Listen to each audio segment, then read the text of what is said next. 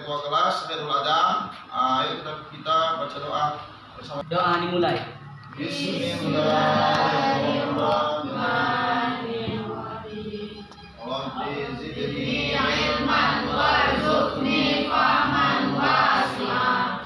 Rabbi ighfirli wa liwalidayya warhamhuma kama rabbayani shaghira. Rabbana atina fid dunya hasanah wa fil akhirati hasanah wa qina azabannar. Akhirnya ya anak-anak. Ya Anissa Fadilah, hadir. Jannatul Ma'wa. Pihak pilih. Umi Habibah. Hadir, Pak. Nah baik anak-anak. Cuman berapa orang, ada 2 orang yang tidak hadir pada hari ini. Nah, kita pelajari pada hari ini yaitu tentang fardu kifayah. Fardu kifayah sering kita dengar dengan sebutan fardu kifayah, ada namanya fardu ain dan ada namanya fardu ain untuk diri kita sendiri, fardu kifayah. Ada yang tahu tentang fardu kifayah? Saya, Pak. Ya. Kewajiban umat Islam apabila satu orang saja yang melaksanakannya maka gugurlah kewajiban orang lain. Nah, bagus. Jadi fardu kifayah itu seperti itu, ya. Apa itu pelaksanaan fardu kifayah? Yaitu tentang tata cara pengurusan jenazah. Coba anak bapak sekalian perhatikan di sini di layar PowerPoint kita, yaitu tentang pendidikan agama Islam mengerti tentang pelaksanaan pengurusan jenazah. Coba perhatikan ini. Pelaksanaan pengurusan jenazah. Nah, kita kewajiban umat Islam terhadap jenazah. Yang pertama, salah satunya ketika meninggal dunia, kita wajib memejamkan matanya. Apabila telah ruhnya keluar dari jasadnya, jadi kita pejamkan. Sunnah kita baca doa yang dianjurkan oleh Nabi. Pejamkan matanya dengan membaca doa Bismillah ala millati Rasulullah sallallahu alaihi wasallam. Kita tutup matanya. Habis tutup, buka lagi, kita ikat dengan kain antara kepala dan dagunya. Nah, kemudian berikutnya memohon ampun atas segala dosanya. Kita doakan. Kemudian menutup seluruh badan jenazah dengan kain. Biasanya kalau ada orang meninggal, setelah dia nyata meninggal dunia, maka kita baringkan menghadap kiblat, ya. Kemudian kita tutup dengan kain. Kemudian menempatkan jenazah di tempat yang aman dari jangkauan hewan. Jadi kita letakkan jenazah dengan baik, ya, dengan tempat yang aman, ya, sembari kita melaksanakan fardu kifayahnya. Kemudian, ya, bagi keluarga dan sahabat boleh mencium jenazah. Jadi keluarga dan sahabat yang mahramnya boleh, ya, mencium jenazah untuk terakhir kalinya. Nah, berikutnya ada tentang kematian. Ini setiap manusia pasti akan mati. Allah jelaskan dalam Al-Quran surah Al-Anbiya ayat 35. Ayo kita baca sama-sama. Bismillahirrahmanirrahim. Sama-sama. Kullu nafsin dha'iqatul maut wa nabluwakum bisyarri wal khairi fitnah wa ilaina turja'un. Ingat, kami akan menguji kamu dengan kebaikan, keburukan. Kata Allah dalam Al-Quran, kullu nafsin dha'iqatul maut. Sesungguhnya manusia itu pasti akan mati. Setiap yang bernyawa itu pasti akan mati. Ya, kita masuk tentang pelaksanaan pengurusan jenazah. Di sini ada 4 tata cara bagaimana mengurus jenazah. Yang pertama, memandikan jenazah, mengkafani jenazah, menyolatkan jenazah dan menguburkannya. Ada 4 di sini. Sudah kita bahas kemarin. Kemudian yang kita bahas yang pertama yaitu memandikan jenazah. Orang yang berhak memandikan jenazah itu yang pertama, coba di sini ada suami, istri yang meninggal, suaminya, suami atau istri jenazah. Yang kedua, berikutnya muhrim atau keluarga terdekat. Ini orang yang berhak memandikan jenazah. Kemudian berikutnya syarat-syarat jenazah yang dimandikan. Yang pertama, jenazahnya, mayatnya harus orang yang beragama Islam. Berikutnya, didapati badan atau bagian anggota badannya, utuh tubuhnya, anggota badannya ada. Kemudian jenazah wafat bukan disebabkan mati syahid. Karena apa? Jenazah yang mati syahid, ya, kata Rasulullah, tidak dimandikan, tidak disolatkan, dan tidak dikafani, langsung dikuburkan. Orang yang berjuang di jalan Allah. Nah, berikutnya, ya, di sini tata cara mandikan jenazah. Ini ada gambarnya, ada gambar visualnya. Kita tidak ada bahan praktek kita, hanya mudah-mudahan dengan ini kita bisa memahami bagaimana tata cara mandikan jenazah. Yang pertama, menyiapkan tempat mandikan jenazah yang tertutup. Tidak boleh tempat yang terbuka, harus tempat yang tertutup rapi. Jangan tahu orang lain kecuali mahramnya. Dan kemudian membaca bismillah. Yang memandikan tadi membaca bismillah. Kemudian mengurut bagian perut dan menekan pelan-pelan agar kotorannya keluar. Ya, ketika mayat dibaringkan, itu ditekan perutnya agar kotoran-kotoran yang ada di dalam perutnya itu keluar. Kemudian bersihkan kotoran yang ada pada kuku jari, jari tangan dan jari kaki. Kemudian bersihkan mulut, gigi, lubang telinga, hidung, dubur dan kubul. Kemudian ratakan air ke seluruh tubuh jenazah dengan cara pelan-pelan kita mandikan jenazah. Kemudian sisir rambut, disisir rambutnya agar air dapat merata ke kulit kepala. Kemudian dudukkan jenazah. Setelah selesai mandikan, disisir rambutnya, dudukkan jenazahnya. Ambil duduknya, bukan dia bisa duduk sendiri, diambilkan duduknya. Kemudian terakhir siram dengan air yang dicampur kapur barus, daun bidara, kemudian wangi-wangian lain, campurkan agar apa? Jenazah itu menjadi wangi, ya, sunnah memakai wangi-wangian. Kemudian mengeringkan tubuh jenazah dengan handuk kain atau kain boleh, handuk boleh. Kemudian pindahkan jenazah ke tempat mengafaninya. Nah, berikutnya itu tadi tentang memandikan. Jadi sekarang kita bahas tentang mengafani jenazah. Coba perhatikan. Mengafani jenazah dilakukan setelah jenazah dimandikan. Berbeda cara mengafani jenazah laki-laki dan jenazah perempuan. Contoh, kain kafan jenazah laki-laki itu berbeda dengan kain kafan perempuan. Kalau perempuan kain kafannya 5 lapis, kalau laki-laki 3 lapis kain kafan yang disunahkan. Kemudian disediakan kapas, kapur barus, minyak wangi, dibentangkan kain itu, kemudian kan sediakan kapas, kemudian cendana supaya untuk wangi-wangian. Kemudian baru dibaringkan.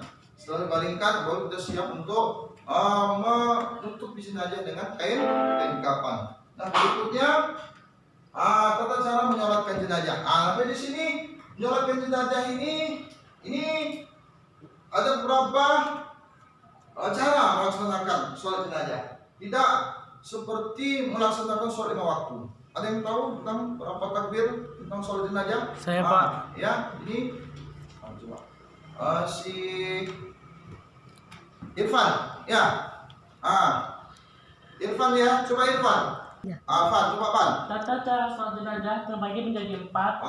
1. Takbir pertama membaca surah Al-Fatihah. Ya. 2. Takbir kedua membaca sholawat Nabi. 3.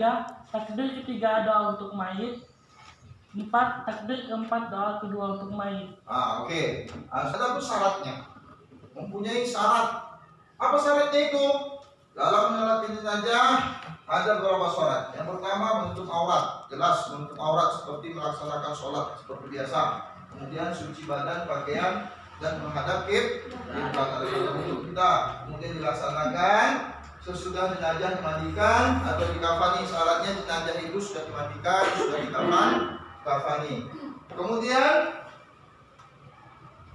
ya, jenazah diletakkan di arah kiblat orang yang menyolatkannya. Jika jenazah perempuan, maka imam berdiri di pinggang. Di pinggangnya jenazahnya itu. Kalau perempuan, di pinggang jenazah itu imam berdiri untuk menyolatkan. Kalau jenazah laki-laki, imam berdiri di arah kepala jenazah. Nah, kemudian sholat jenazah dilakukan berapa takbir? Ada berapa takbir? Dan sampaikan Irfan. Ada 4 takbir dengan ditutup dengan salam. Ini dia. Ini mengumpulkan jenazah. Nah, sebelum kita masuk dalam penguburan jenazah, Kita ingin bahas sejenak tentang tata cara tadi kata Irfan. Cara menyalakan jenazah itu ada 4 takbir. Yang pertama apa? Takbir pertama baca Ayo, surah yang pertama Al-Fatihah. semuanya. Yang pertama membaca surah Al-Fatihah. Yang kedua membaca Salat salawat Nabi. Yang ketiga Doa untuk mayit. doa untuk mayit. Yang pertama. Yang keempat Doa kedua untuk mayit. Nah, supaya lebih pahamnya, Bapak panggil ya dari kalian dari perwakilan agar kita mengetahui bagaimana tata cara melaksanakan sholat jenazah dengan baik dan benar. Bapak panggil Khairul Adam maju ke depan. Ulang lagi. Usalli ala hadal mayyiti arba'atan Perhatikan kawannya. qawatin fardu kifayati ma'muman lillahi ta'ala. Allah. Allahu akbar. Bismillahirrahmanirrahim. Alhamdulillahi rabbil alamin. Arrahmanirrahim. Malik yaumiddin. Iyyaka na'budu wa iyyaka nasta'in. Ihdinas siratal mustaqim. Siratal ladzina an'amta 'alaihim ghairil maghdubi 'alaihim waladdallin. Amin. Allahu akbar. Allahumma shalli ala sayyidina Muhammad wa ala ali sayyidina Muhammad. Allahu akbar. Allahumma fir lahu warhamhu wa afihi wa'fu anhu. Allahu akbar. Allahumma la tahrimna ajrahu wa Tata cara yang keempat yaitu menguburkan jenazah. Apa itu? Sebelum melakukan penguburan, pastinya kuburan untuk jenazah sudah disiapkan dengan kedalaman kurang lebih 1,5 meter, 1,5 meter kedalamannya kurang lebih, dan lebarnya 2 kali 1. Biar lebih jelas kita lihat video, tampilan video kita ya, agar pemahaman kita lihat lebih jelas lagi. Ya Pak, lihat video. Saat melihat kematian, semestinya semakin menyadarkan bahwa kita akan menyusulnya cepat atau lambat. Kematian memang misteri, namun setiap manusia sudah diingatkan bahwa kematian akan menjemputnya. Itulah sebabnya setiap ada kematian semestinya menjadi pengingat dan sarana muhasabah diri tentang bekal apa yang sudah kita persiapkan dan sudah sejauh mana amal soleh yang sudah kita lakukan. Menjelang kematian, setiap manusia mengalami sakaratul maut. Ada beberapa hal yang perlu dilakukan saat kondisi kritis seperti ini. Baik kita sebagai keluarga, karib kerabat, atau sebagai orang terdekat. Antara lain dengan menuntun bacaan tauhid di telinga seseorang yang sedang atau akan meninggal dengan suara tegas. Tetapi jika sudah dalam keadaan sangat kritis, cukup dibimbing hanya dengan lafal Allah saja. Sementara itu, ada beberapa langkah atau tindakan yang harus dilakukan saat kematian sudah terjadi. Pertama, segera mengatupkan atau memejamkan mata jenazah, karena saat roh sudah dicabut, maka jenazah mengikuti arahnya. Yang kedua, melengkurkan persendiannya agar tidak menjadi kaku dan keras. Yang ketiga, menanggalkan pakaian dan perhiasannya dan diganti dengan pakaian yang menutupi dan melindungi seluruh tubuhnya. Yang keempat, membetulkan letak anggota tubuhnya serta membujurkannya ke arah kiblat. Yang kelima, menyegerakan seluruh proses pengurusan jenazah. Serta yang keenam, membayarkan utang-utang dan seluruh yang menjadi tanggungannya. Hukum mengurus jenazah adalah fardu kifayah. Sebagai seorang muslim, kita harus aktif dan melibatkan diri dalam pengurusan jenazah. Tidak boleh semuanya abai, cuek atau masa bodoh.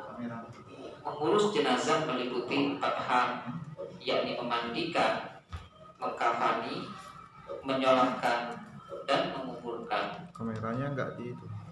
Syarat jenazah boleh dimandikan adalah sebagai berikut. Pertama, jenazah tersebut beragama Islam. Yang kedua, didapati anggota tubuhnya walaupun hanya sebagian. Yang ketiga, bukan karena mati syahid atau mati dalam peperangan membela agama Islam. Mengkafani jenazah adalah menutupi atau membungkus jenazah dengan sesuatu yang dapat menutupi tubuhnya dari ujung rambut sampai ujung kaki, walau hanya dengan sehelai kain. Adapun batas minimal mengkafani jenazah, baik laki-laki maupun perempuan, adalah selembar kain yang dapat menutupi seluruh tubuh jenazah. Sedangkan batas sempurna bagi jenazah laki-laki adalah 3 lapis kain kafan. Sementara untuk jenazah perempuan adalah 5 lapis, yang terdiri dari 2 lapis kain kafan ditambah kerudung dan baju kurung serta kain. Berikut tata cara mengkafani jenazah bagi jenazah laki-laki. Pertama, bentangkan kain kafan sehelai demi sehelai. Yang paling bawah lebih lebar dan luas serta setiap lapisan diberi kapur bagus. Yang kedua, angkatlah jenazah dalam keadaan tertutup dengan kain dan letakkan di atas kain kafan memanjang, lalu ditaburi wangi-wangian. Yang ketiga, tutuplah lubang-lubang yang mungkin masih mengeluarkan kotoran dengan kapas. Yang keempat, selimutkan kain kafan sebelah kanan yang paling atas, kemudian ujung lembar sebelah kiri. Selanjutnya, lakukan seperti tersebut selembar demi selembar dengan cara yang lembut. Yang kelima, ikatlah dengan tali yang sudah disiapkan sebelumnya di bawah kain kafan, 3 atau 5 ikatan. Untuk jenazah perempuan, kain kafan terdiri dari 5 lembar kain. Urutannya sebagai berikut. Lembar pertama untuk menutupi seluruh badan. Lembar kedua sebagai kerudung kepala. Lembar ketiga sebagai baju kurung. Lembar keempat menutup pinggang hingga kaki. Serta lembar kelima menutup pinggul dan paha. Adapun tata cara mengkafani jenazah perempuan adalah sebagai berikut. Pertama, susun kain kafan yang sudah dipotong untuk masing-masing bagian dengan tertib. Lalu angkatlah jenazah dalam keadaan tertutup dengan kain dan letakkan di atas kain kafan sejajar, serta taburi dengan wangi-wangian atau dengan kapur barus. Yang kedua, tutuplah lubang yang mungkin masih mengeluarkan kotoran dengan kapas. Yang ketiga, tutupkan kain kafan pembungkus pada kedua pahanya. Yang keempat, pakaikan sarung juga baju kurungnya. Yang kelima, rapikan rambutnya lalu julurkan ke belakang. Yang keenam, pakaikan kerudung. Yang ketujuh, membungkus dengan lembar kain terakhir dengan cara menemukan kedua ujung kain kiri dan kanan lalu digulungkan ke dalam. Serta yang kedelapan, ikat dengan tali pengikat yang telah disiapkan. Proses berikutnya dari pengurusan jenazah adalah menyolatkan. Adapun syarat sholat jenazah adalah sebagai berikut. Pertama, syarat sholat jenazah seperti pelaksanaan sholat pada umumnya, yakni suci dari hadas besar dan kecil, suci badan dan tempat dari najis, menutup aurat dan menghadap kiblat. Yang kedua, jika jenazah laki-laki, posisi imam berdiri sejajar dengan kepala. Sebaliknya, jika jenazah perempuan, posisi berdirinya imam sejajar dengan perut. Yang ketiga, jenazah diletakkan di arah kiblat orang yang menyolatkan, kecuali sholat di atas kubur atau sholat gaib. Adapun tata cara sholat jenazah adalah sebagai berikut. Pertama, berniat di dalam hati sholat jenazah. Boleh juga dilafalkan bagi yang terbiasa melakukannya.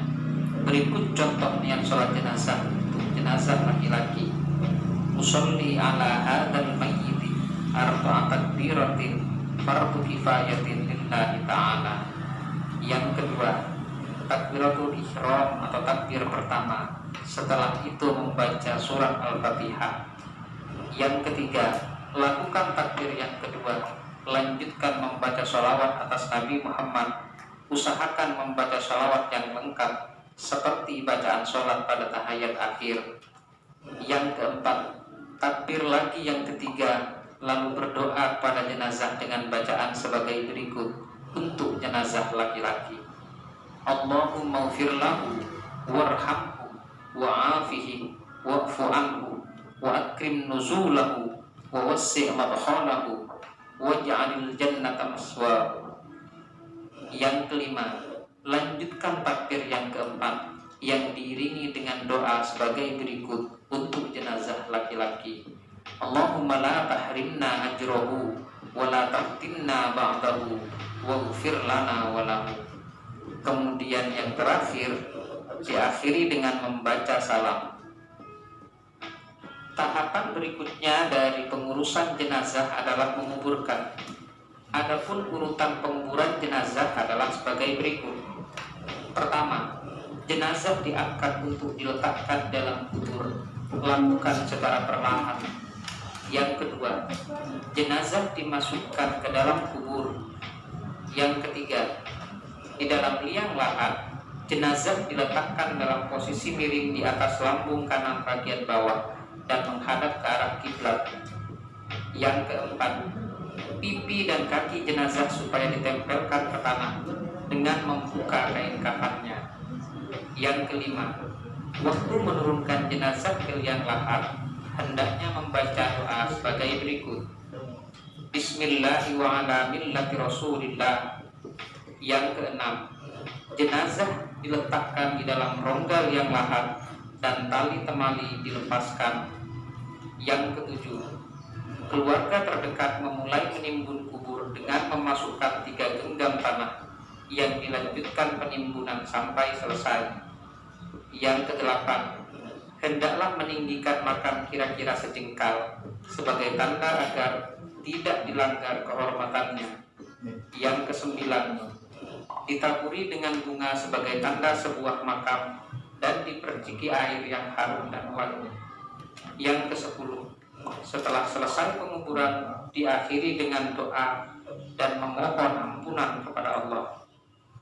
Sampai di sini, inilah tadi penjelasan tentang tata cara pengurusan jenazah dalam Islam. Dan sampai di sini, apakah bisa dipahami? Dan ada yang ingin bertanya? Silakan, ini Habibah. Kenapa jenazah harus diganjal bagian belakang, Pak? Sebab jenazah dikuburkan harus dimiringkan menghadap kiblat. Maka agar dia tidak berbalik, maka jenazah itu harus kita kasih tanah atau batang pisang di bagian belakangnya agar tidak berbalik telentang dia. Jadi harus kita ganjal, itu syaratnya. Mengapa jadi ganjal itu? Agar kita yakin bahwa jenazah itu selalu ketika nanti kita dikuburkan, setelah nanti tutup liang lahatnya, jenazah itu tidak bergerak lagi dia.